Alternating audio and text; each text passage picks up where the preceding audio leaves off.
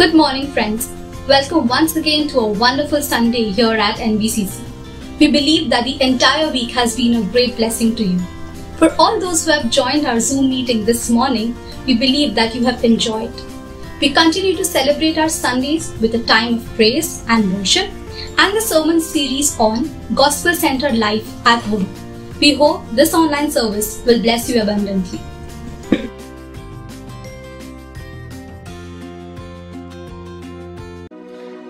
I hear the Savior say, thy strength indeed is small. Child of weakness, watch and pray. Find in me thine all in all. Jesus paid it all.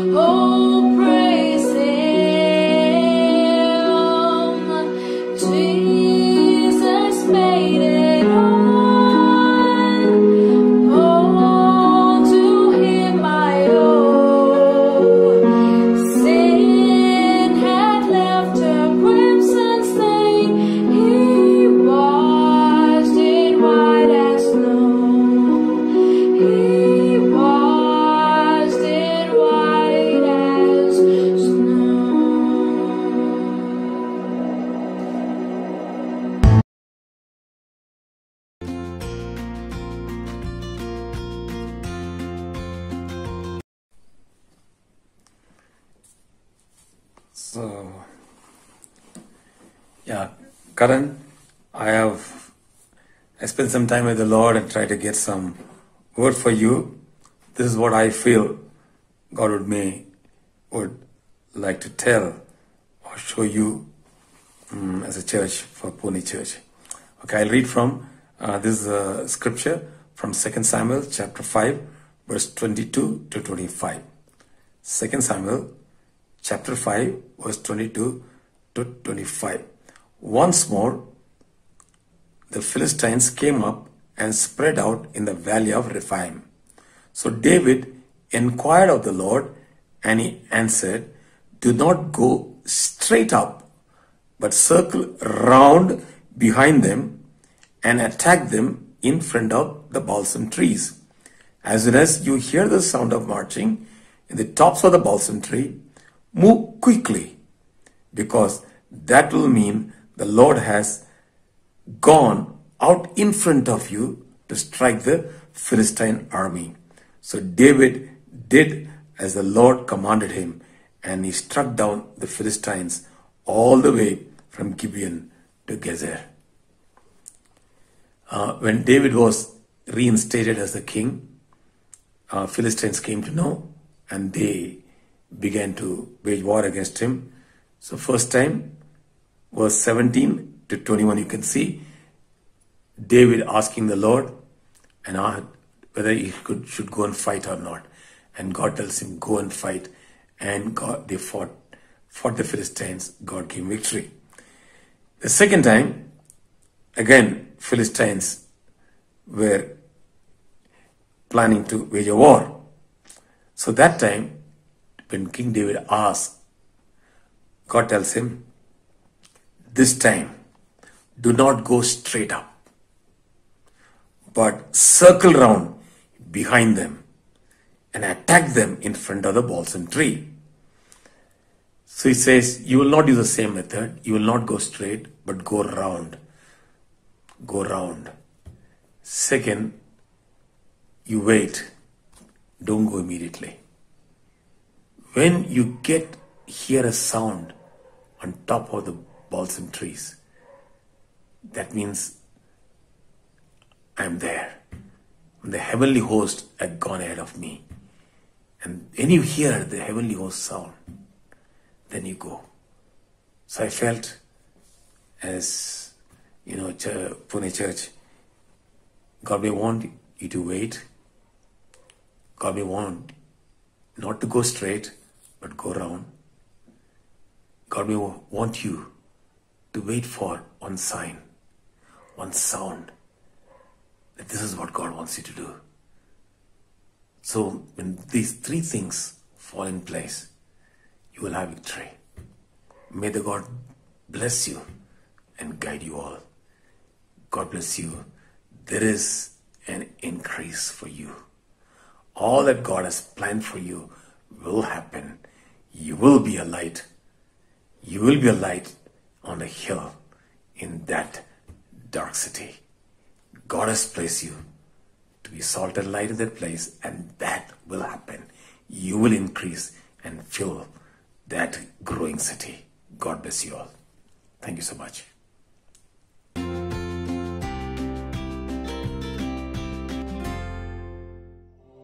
Hey guys, I hope you're all doing well. Just making this short video to share something very important and significant for us as a church. I remember around a year ago is when we started talks of doing something big and huge as a community, as a church, on gathering a lot of faith really, and talking about moving into this new facility. And about 6 to 8 months back, we were filled with so much of faith and excitement and passion into all that God was leading us into. But what is important is, at that time, we were very sensitive to the voice of God. We were very sensitive to not just individual faith, but corporate faith. And we took decisions based on what we sensed and what we felt God was leading us into. The COVID season, of course, came in and exposed our hearts of its eagerness to be self-preserving, we're tempted to just save our own future and ourselves. And over the last 5 months, we have been closely watching and waiting and listening to some key, sharp, crisp prophetic words that we have received from our own members, but also leaders who we trust in NBCC, from the wider GMI network. And last week, about 15 of us, all who are still in the city in Pune, got together on a Sunday afternoon to just listen to these prophetic words that we received, particularly from Janine, Naren, Jomo, and Uncle David. And we had, I think, it was almost a 90-minute discussion on what do we think and sense God calling us to in this next season as a church. And in all that we discussed and all that we heard, I think it's just right for me to address a summary of what God is leading us as a church to in this season and the days ahead.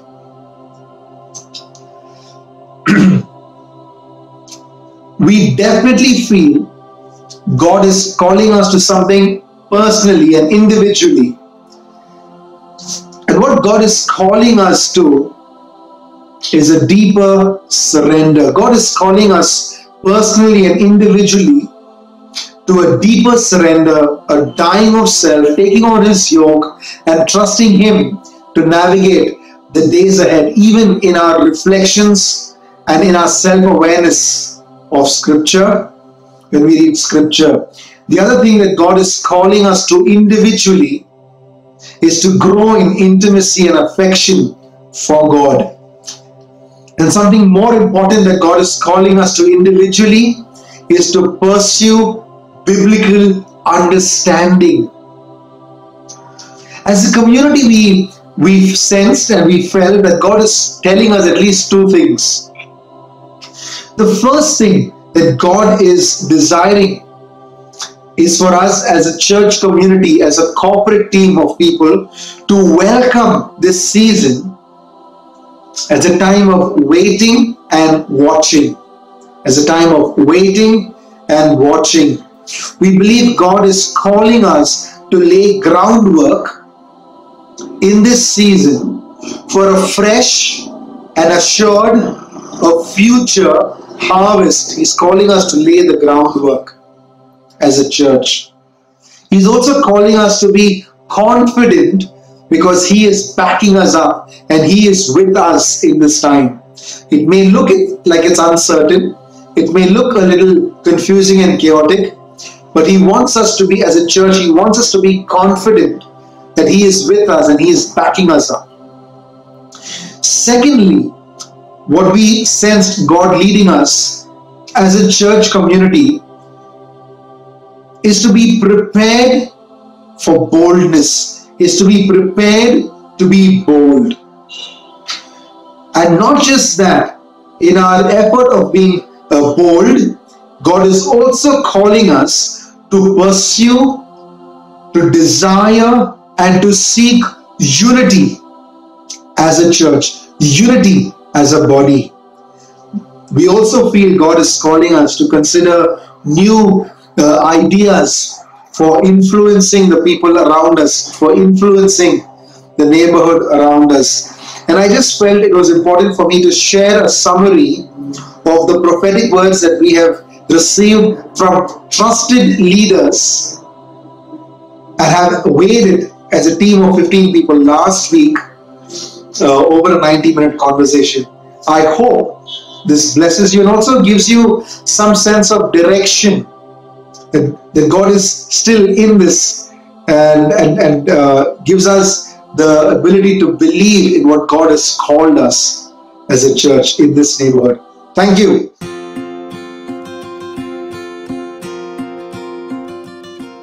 Good morning, NBCC. A very warm welcome once again to this live service. As we continue a series of Gospel-Centered Life at Work Part 8, we are introduced to this new topic of ambassadors, the ambassadors of Christ. Before we dive into our study for today, I searched for the meaning of the word, the exact meaning of the word ambassadors. And the first meaning that came on Google was an accredited diplomat sent by a state as its permanent representative in a foreign country. From this we understand that an ambassador is a person who has been credited some sort of power and authority to represent the state in a foreign land. We are people who were once alienated from God, and when we were alienated from God, we had our ways of life and we had our approaches to life. But as we got to know the real God and we got to know the real sacrifice what Jesus did for us on the cross, we are introduced to His love, to His unending and undying love for all of us, that it enables us to go to others. It enables us to go to people who still don't know about Him. And as we go to others, to the people who don't know about Jesus, we go to them with keeping aside of our own selfish ambitions and our own goals, which are related to those which can be or cannot be related to a person which we are going to.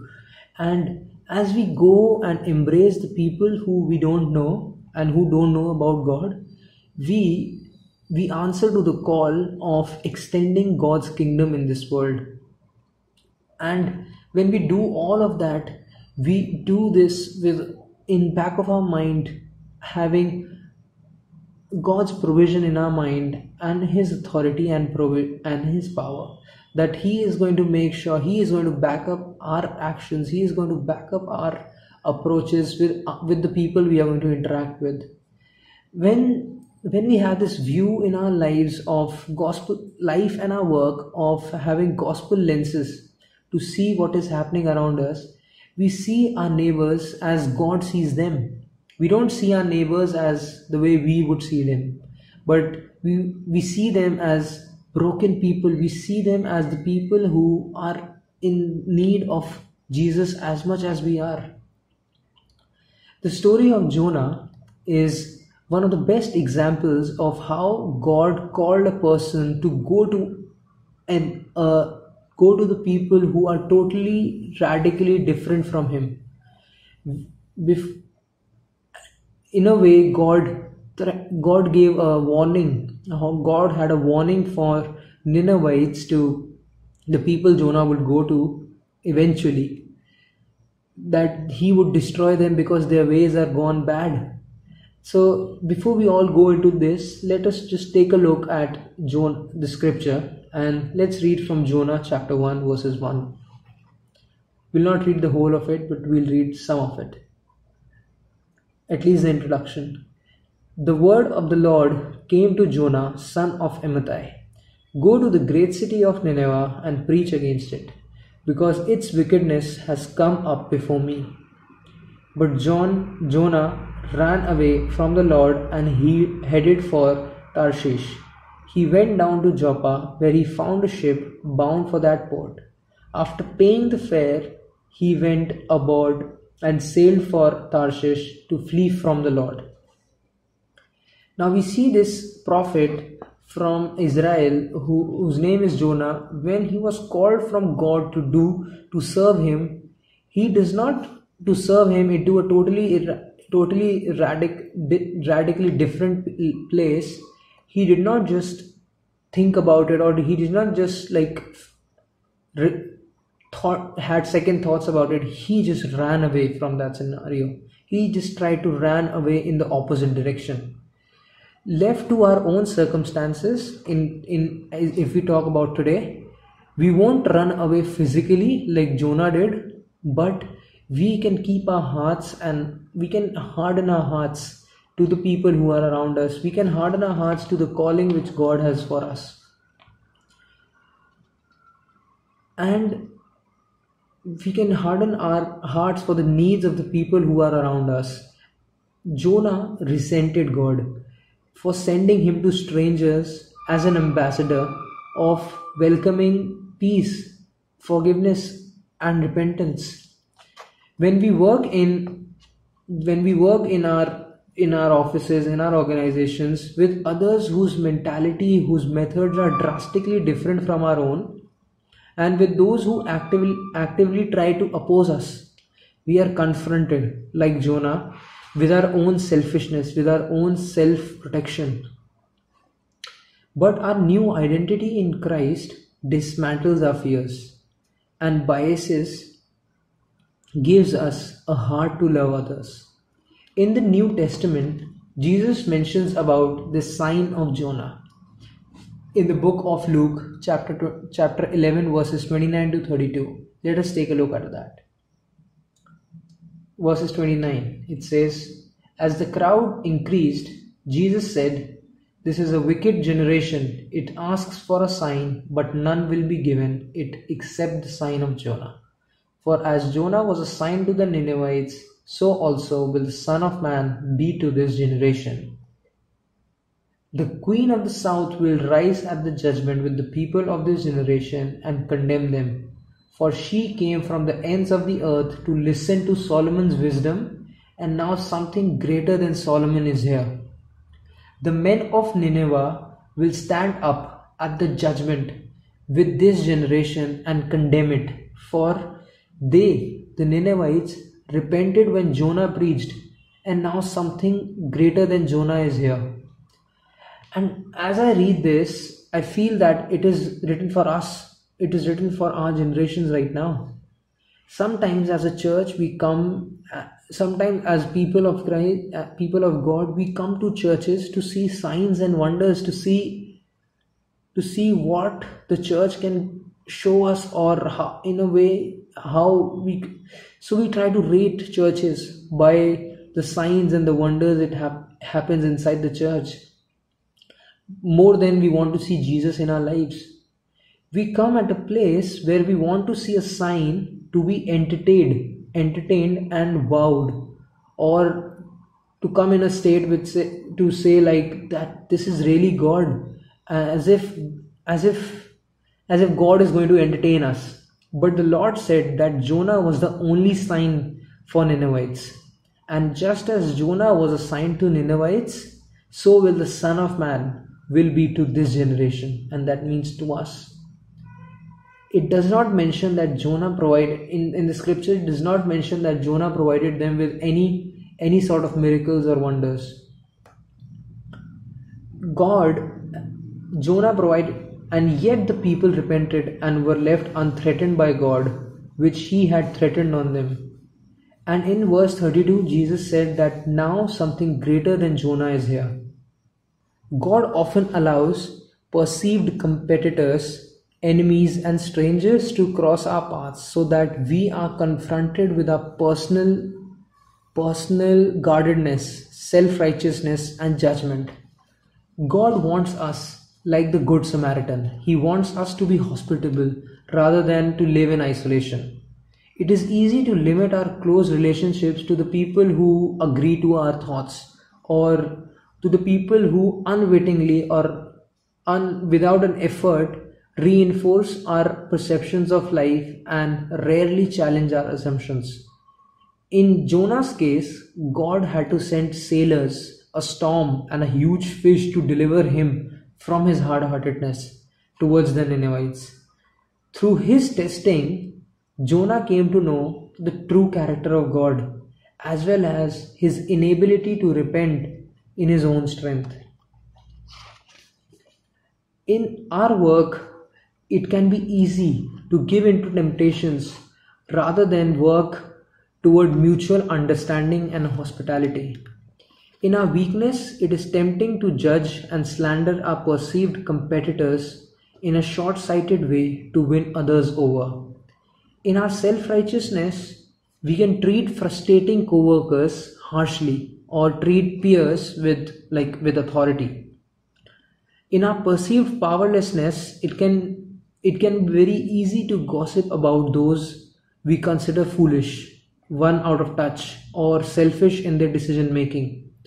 Just like Jonah, we need the power and the resources promised in the gospel to help us repent of our foolishness and rely completely on Christ's work. He is the only one with the power to give us significance and frees us from seeking life and meaning outside the truth of gospel. Instead of competing with others, feeling discouraged when we don't measure up and judgmental when we do, the Holy Spirit gives us the peace, confidence, and integrity to promote the accomplishments of others, even those of our competitors. Instead of being discouraged when our approval-seeking co-workers thrive and internally glad when they fail, the Spirit gives us the power to cheer on their success and to mentor them quietly in their failures. Our security lies in Jesus, not on our personal record. Instead of pursuing power through gossip and slander, the gospel frees us to see that our lives and careers are secure in the powerful hands of Jesus. The truth of the gospel helps us to remember that there are no circumstances we encounter that are not for our good or God's glory. His Spirit gives us the power to resist sin and pursue peace and blessing in every relationship and circumstance. Our grasp of what Jesus' righteous record means has another effect on our being ambassador in our work. If we are secure in our relationship with Christ, we are free to spend time with others irrespective of their religion, irrespective of their background, of their positions, or of their beliefs. Rather than worry about it what it will look if we hang out with a certain subset of people in our workplace, the gospel opens up to moving freely among different groups and personalities. Because we are confident of who we are in Christ, we no longer need to maneuver our ways into relationships to get ahead or to avoid people because of their reputation.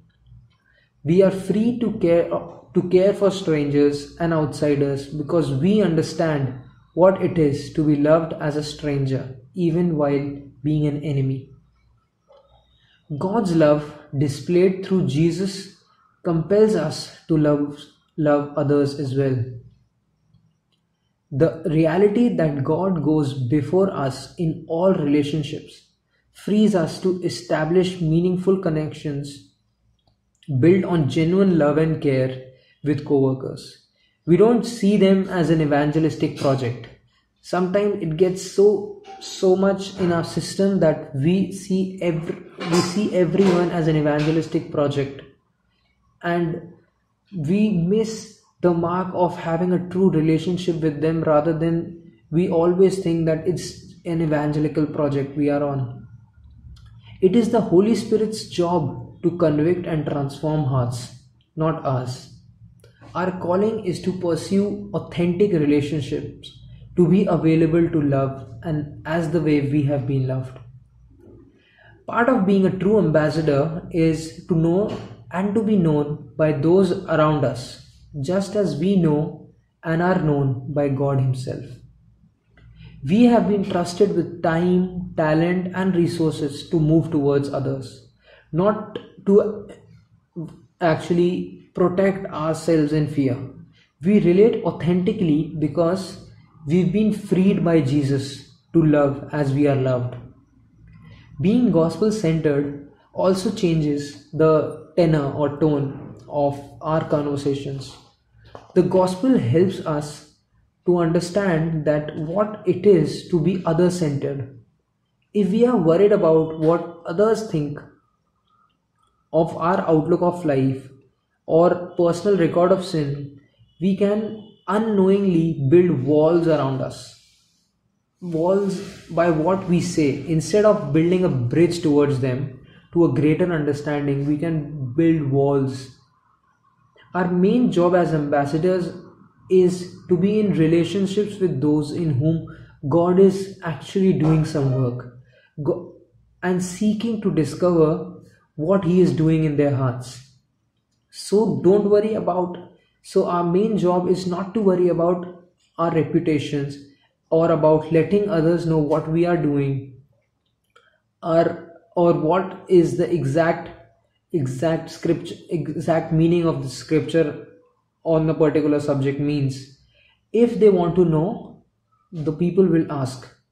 Instead of worrying about yourself, ask questions. Ambassadors care more about the needs of others rather than being cared for themselves, because as an ambassador we know that we are backed up by the firm we are representing, and that is Jesus and God Himself. As an ambassador, Jesus has already done and is doing that for us. If we get to know others and love them well, they will respond when they see the ways they have been loved and we have been loved. The power of the gospel is displayed when we welcome others who are outside of Christ. Our welcome communicates how much we enjoy them. Our words, non-verbal cues, our tone tell others clearly and quickly whether they are valued or merely tolerated. God's love, sometimes our ways of interacting in a public place could become like that. We could interact in a way that we could be welcoming to a certain group of people, but sometimes we have these walls when some people come up.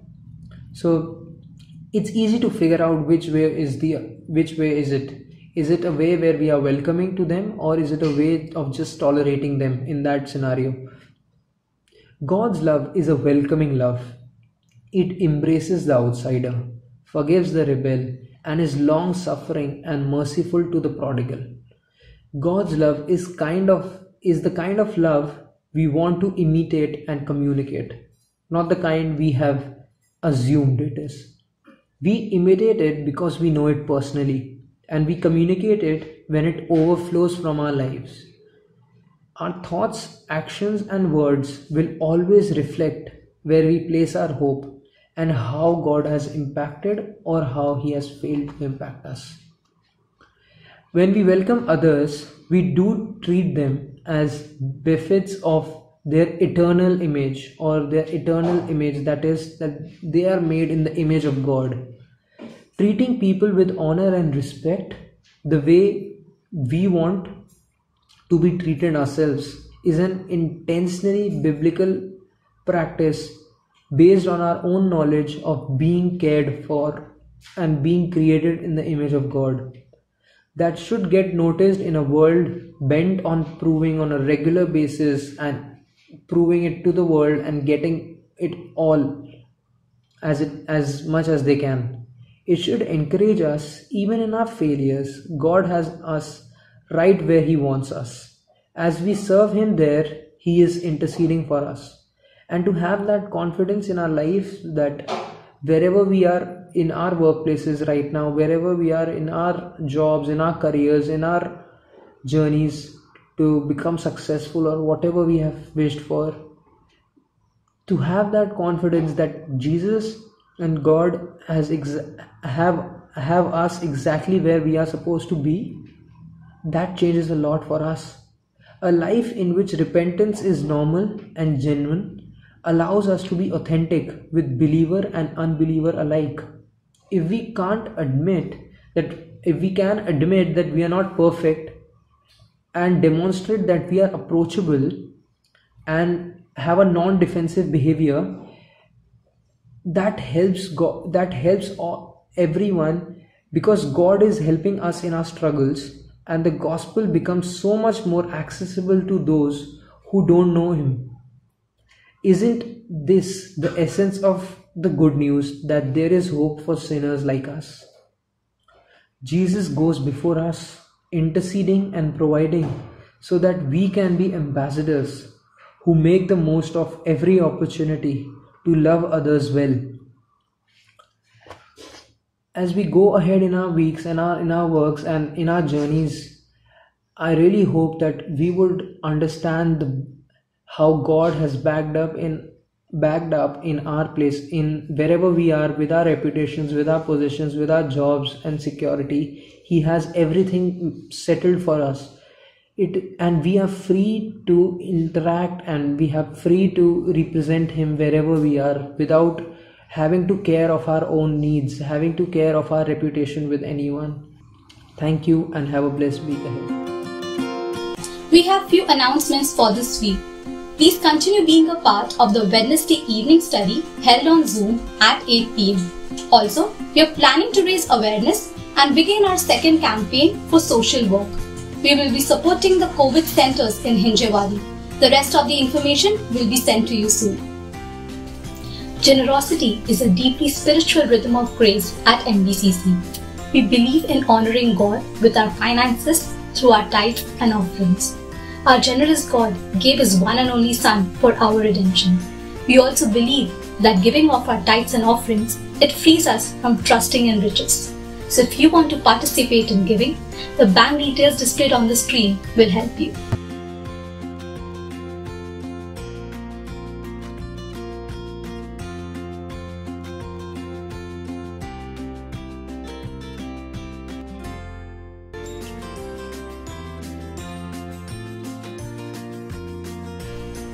May God's love and grace of Christ rest with all of us this week.